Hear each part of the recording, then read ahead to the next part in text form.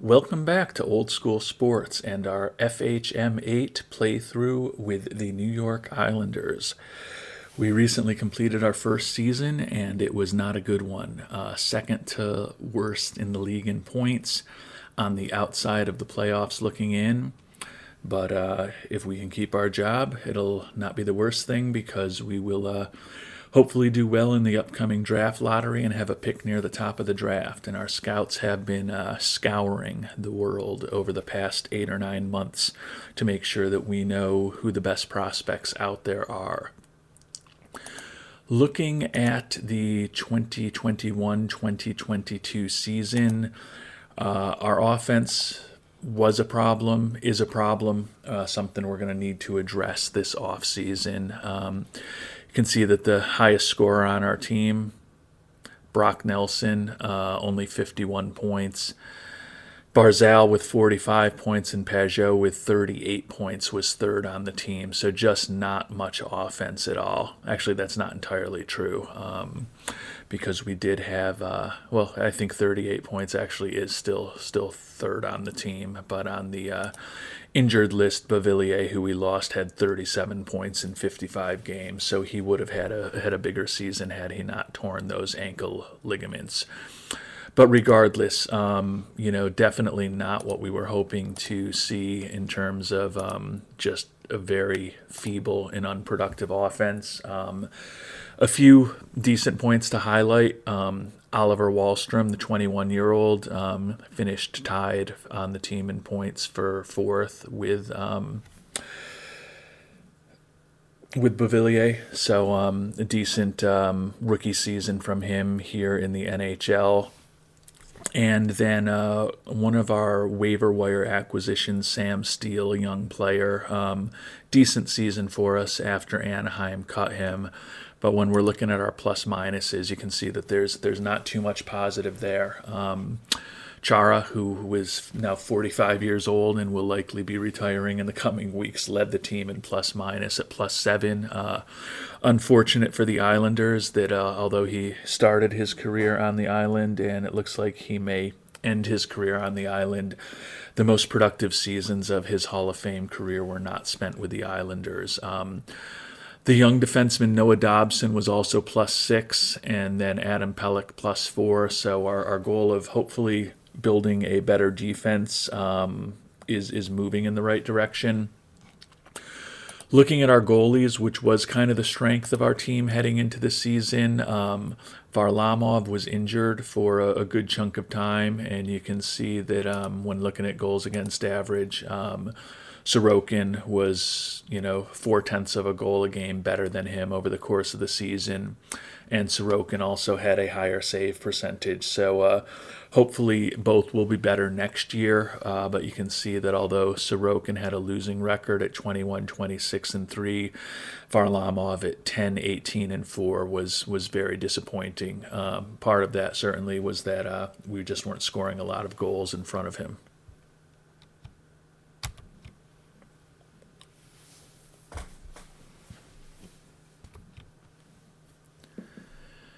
Thinking about our plan as we will be finishing up our work as a general manager. Have a fair number of players who are in the final year of their contract.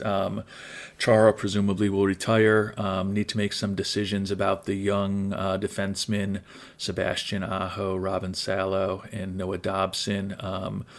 Definitely would think that we'd bring, or at least attempt to bring, at least Salo and Dobson back. Aho could kind of go either way with. And then also some young wingers in Sam Steele, Timoshov, and Bellows. And then the big decision will be longtime veteran Cal Clutterbuck, who had a solid season for us, a good third or fourth line winger for us. Long-term history with the Islanders, beloved player, very popular internationally, popular locally. But you can see he's, 34 years old. His injury profile for his extremities is not great. Not sure if we're going to be able to be spending, a few $1,000,000 a year on him. So that will be a difficult decision for us. Probably won't be popular with the fans if we do decide to let him go, but have to make the decisions that we think are in the best long-term interests of the team.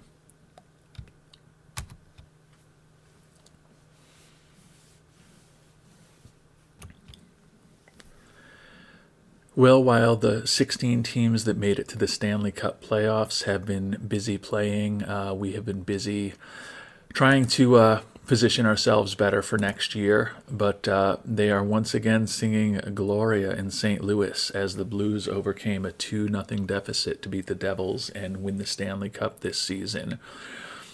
Looking at what the Islanders and I have been up to recently, done a lot of extensions for some of our younger and lower paid players. To the extent possible, we went with two-way contracts for these younger players whenever we could. Some of them didn't agree. And then you can see down here when we get to kind of some of the best players that we signed right after the end of the season. Dobson was interesting. He was looking for about $2.5 million a year for 3 years. We ended up getting an extra year out of him, and we're able to sign him up for $2.4 million a year for the next 4 years. So that will take him through his mid-20s. Had a really nice season for us, one of the few people with a positive plus-minus. Our scouts are pretty favorable on him, believe that he could be comparable to Pelech now and could eventually get even better than Pollock for the future. So definitely glad that we were able to kind of keep him locked up, even though it was a little bit more money.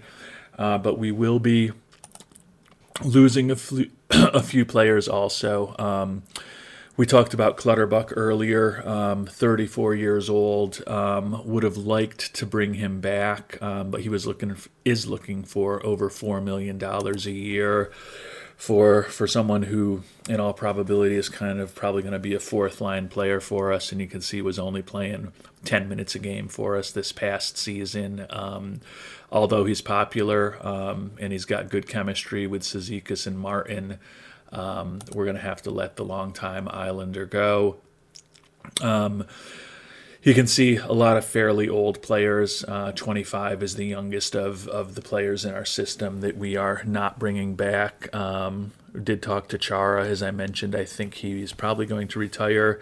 He would have come back if we were going to pay him $1.5 million. Still very good defensively and led the team in plus-minus, but given that he's going to be 45 for the entire season, just think that it's probably time to move on to somebody younger. So we will see how the next week and a half goes before the end of the season, and before we move on to kind of the next fiscal year in FHM8 with the New York Islanders.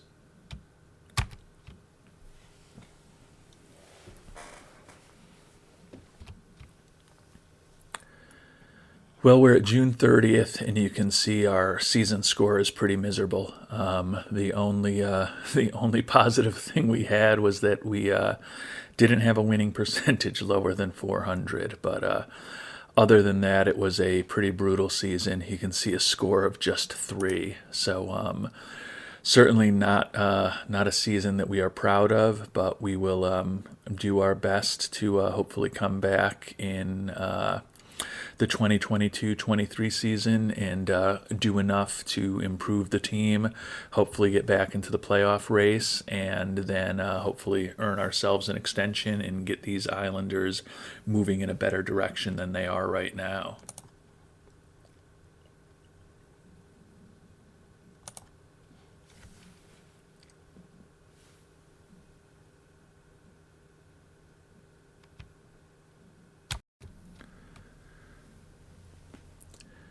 Well, we made it into July, and not surprisingly, Chara and maybe a little less surprisingly, Komarov both retired.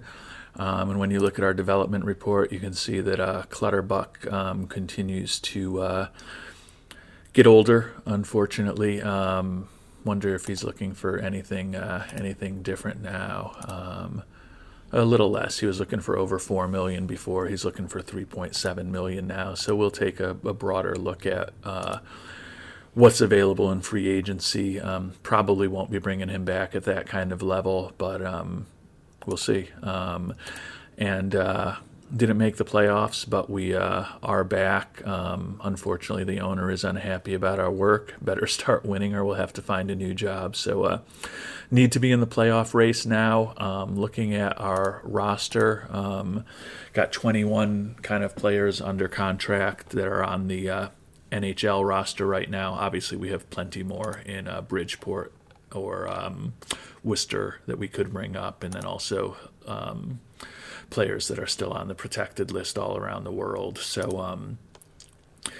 but with the 21 players we have, we're at about $76 million in contracts. So we've got room to add, a $5 to $6 million kind of player without having to make any real dramatic changes to the team. And then there certainly are players who, if we wanted to sign somebody more expensive, that we could look to trade to free up a little bit of cash. So we've got options in front of us.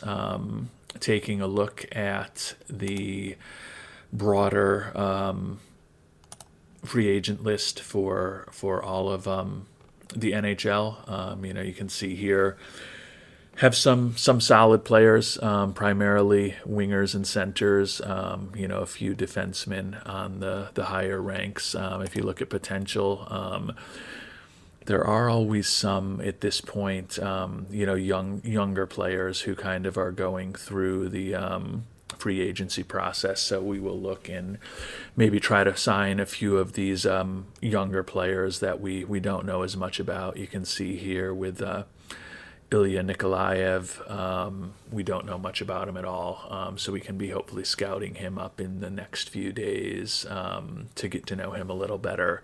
But could definitely be looking at some of the young, high-potential free agents, and then also just looking broadly at some of the higher-rated veteran free agents. Probably would be more inclined to go with the players in their early to mid-20s than some of the guys in their 30s, given where our team stands right now. And then on the trading block, not a ton of talent there right now, but that certainly will likely be changing over the next several weeks as people and teams start signing contracts. So we are going to hop right into free agency and do what we can to improve the roster. Given that we have Varlamov and Sorokin both signed for this year, kind of going with what we have at goalies unless someone out of the blue blows us away with a trade offer. Defense feel better than where we were a year ago with the signing of Walker and through a trade, and then we also picked up Peak through a trade, and Dobson and Salo and Aho are young players that we've developed, and then Pellick and Pullock are obviously the kind of core of our defense for many years to come, hopefully. Looking at the offense broadly, you can see on the left wing, between Bellows, Timashov, and Steele, kind of have three more replacement level type players to go with Beauvillier and Lee.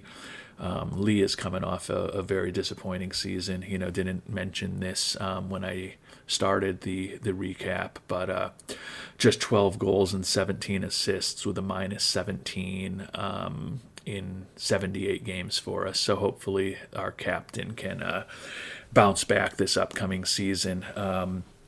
Still reasonably happy with what we have at center, although, getting a little older with Peugeot will be, turning 30 this season. And then Cizikas and Nelson, obviously already 30 or older. And Barzal is clearly one of the key players that we are building the entire team around. So hopefully he can have an even bigger next season than he had in 21-22. And, right wing, happy with the three players we have, but, could definitely add some more. So I think that when we think about free agency and the trade market, adding some talent on either the left or the right wing is probably going to be our number one priority. So we will see what we can execute on in the coming days.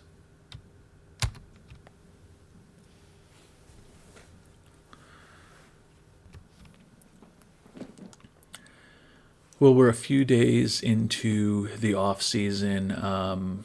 Made contract offers to a couple of young players in terms of Brandon Coe and then defenseman Alex Cotton to hopefully join the organization.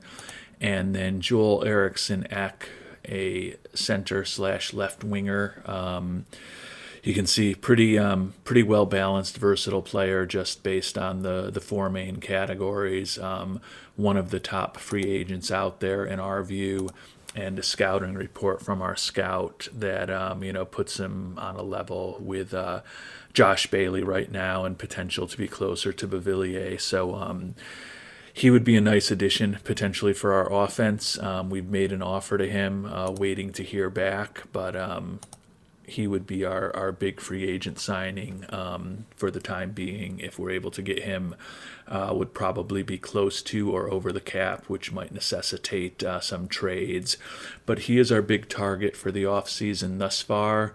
And now we are moving on to the draft lottery, which will be very important for tomorrow. You can see that expectation would be that we would be picking about third. So let's hope that we can certainly be in the top five and hopefully better than third. Blue Jackets, Rangers, Bruins, Avalanche, the first four off the board are as expected, which is good for us. Kraken, Sabres, Blue Jackets, Ducks, the Canucks and the Stars. So the Canucks are the first team that is moved up in the draft. So finally some potentially bad news for us. We'll see how things shake out. Kings coming off the board. Want to see the Flames and Senators as the next two off the board. Flames is good. Senators is good. So we're in the top four. Now our hope would be that either Detroit or Arizona got unlucky and moved behind us. Let's see. Detroit got unlucky. We're still alive for the number one. Arizona got unlucky, so now it's us and Vancouver for the top two picks in the draft. Ooh, Vancouver with a big trip up. They were expected to be eighth, and they're going to move to number one. But it's still positive for us, is we will be picking second in the draft tomorrow. So that should be good news for us. Very exciting to take a deeper look into the prospects at this point and get our choice of all except one person among the best young players in the world of hockey.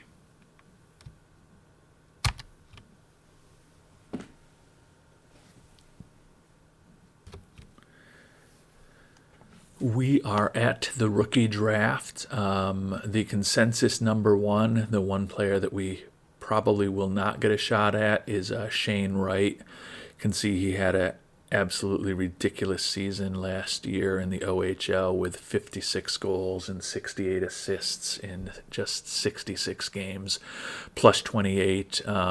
As much ability as anyone in the draft, or more ability, honestly, than anyone in the draft, and the most potential, according to our scouts. So presumably he will be coming off first to Vancouver before we get a pick. But there are still a lot of interesting players for us to look at. So let's see who comes off the board first. Presumably it will be Wright. If it's not, it'll be pretty easy for us to get up the card to take him. If not, we'll have a little bit of a decision to make. No surprise, Shane Wright came off the board first. So not a surprise that Vancouver took the consensus number one player. If you look at the mock draft, they're suggesting that we will take Matthew Savoy, coming out of the WHL, where he played with the Winnipeg Ice. Only 18 years old. Certainly all the potential in the world, according to consensus. We are a little less aggressive into how good that he can come, but He is, ranked number 2 among North American skaters in the midterm and the final rankings. Value similar to Matthew Barzal. Obviously, we'd be very happy if he became that type of productive player for us. So he is probably the favorite for us to pick with the second pick going in, but we're going to do a little bit more digging into the complete opportunity set out there at the draft before we make our decision.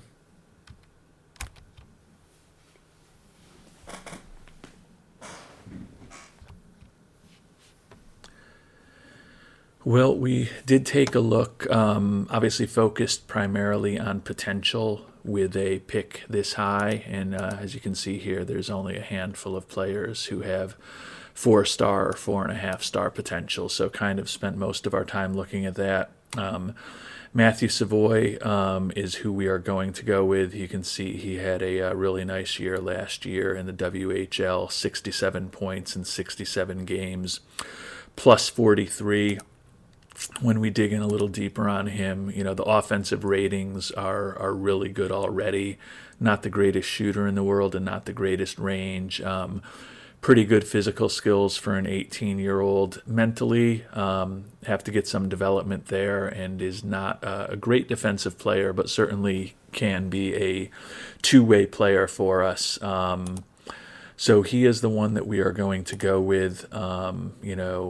Blue chip prospect is a supplemental role he wants, certainly for the second pick in the draft. Not going to have any problem with that. He was the number 1 pick in the WHL prospects draft there, so one step down to be the second pick in the NHL draft, but we will go with him. The others players we concerned were Miro Shevchenko and Nemesnikov. Looked at both of them, and then also spent a little time looking at the defensemen Simon Nemec and Denton Matachuk, but decided that Savoy looked like the best overall option in our view, and our scout suggestion was to go with Savoy. The safe suggestion was to go with Savoy. And even among risky suggestions, Savoy was the second choice there. So makes sense for us to move on and pick up Matthew Savoy, who will hopefully be up with the big club in New York in just a few seasons.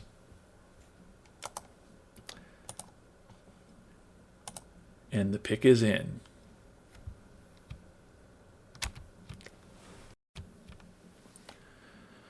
Well, we've made it through the draft and started free agency, and our main target, Joel Eriksson Ek, just signed with us. So looking forward to having him on the team. Good, solid player. You can see has done reasonably well for Minnesota in the early stages of his career. 25 years old now. Believe that he can be as good as Bouvillier potentially, which would be a big win for us if he gets to that level. Certainly is very accomplished at center, but can also play wing for us.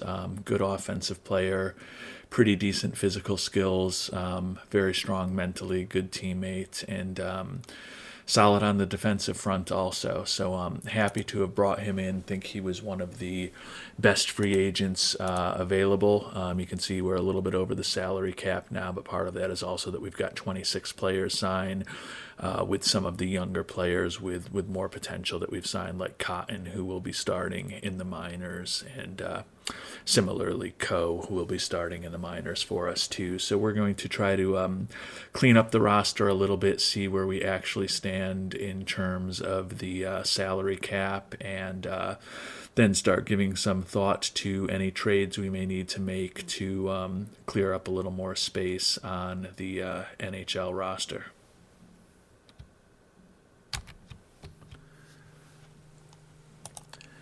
Well, we're now getting towards late July, and we have been very busy trying to change the team. Big news is that we traded for Brandon Tanev. Versatile, can play left wing and right wing. Signed for $3.5 million for each of the next couple seasons. Felt like we needed to bolster our wings a little bit. You'll remember we did sign Joel Eriksson-Ek, who is naturally a center but can also play left wing at the beginning of free agency. The issue is with those two moves, we were way over the cap, so we had to make a very difficult decision that we may come to regret. And we made a big trade. We traded away our assistant captain, a longtime member of the Islanders, Brock Nelson, to the Vegas Golden Knights. Very difficult decision. Had a nice year for us last year and has had a really nice career for the Islanders. But he's cap hit is $6 million for each of the next couple seasons. He's going to turn 31. So we had to make a difficult decision to let him go. We did get a first-round pick in the 2024 back from Vegas, which helps a little bit, but and then you can see that when we traded for Tanev, we had to give up a couple of young players as well as a few draft picks to get him. But the biggest concern about trading away Nelson, in just addition to his quality, is that he was a very talented player and also a long-time player. So although we picked up a little bit of optimism from picking Savoy with the second pick in the draft, haven't gotten much credit from the fans for either our trades to bring on players or the free agent signings that we have made. So the fans were already not very happy with us, and they're even less happy with us now, even though we're still months away from the regular season starting. So the positive news about trading Nelson is that, we're now with 22 players, so assume we add in, another $1 million or so, we'll be at 79.4, which gives us about $2 million to still play with in terms of making additional potential moves. So could look to add another winger. Probably not going to change center much at this point with Peugeot, Cizikas. Why am I always pronouncing that wrong in this? And Barzal and Eriksson-Ek, but could use another winger and could still use a little bit of an upgrade at the defense. Would feel a little better about things if Aho was at Bridgeport. I think he's probably who we would view as our seventh defender right now on the 23-man roster. So going to be looking to potentially upgrade on the margin, defense or wing, over the remainder of the free agency period in the preseason.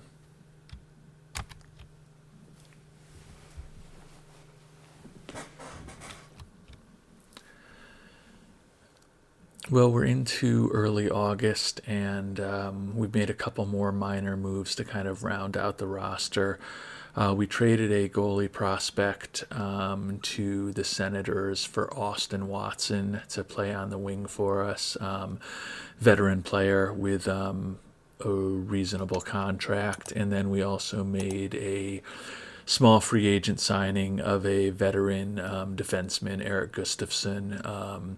Pretty versatile, can play on the left or right side, and kind of, in our view, a step up from Sebastian Aho, who we'll send down to Bridgeport. So I think that both of those moves on the margin will help the roster a little bit. We're now at just over $80 million, as I mentioned, on August 8th. So could still do a little rounding around the edges. We've got about $1.5 million to potentially play with if we want to add a little more talent, but we are kind of getting to the point where the free agency pickings are a little slim, and we've kind of traded for the players who were obvious good fits for us. But feel like we've made a little bit of progress in terms of the talent level on the team and the versatility of some of our players. That being said, trading away assistant captain Brock Nelson is going to leave a mark in the roster in terms of people getting more comfortable to playing with one another, as well as with the fans who weren't happy about it. So we will have to produce on the ice this season with this revamped roster.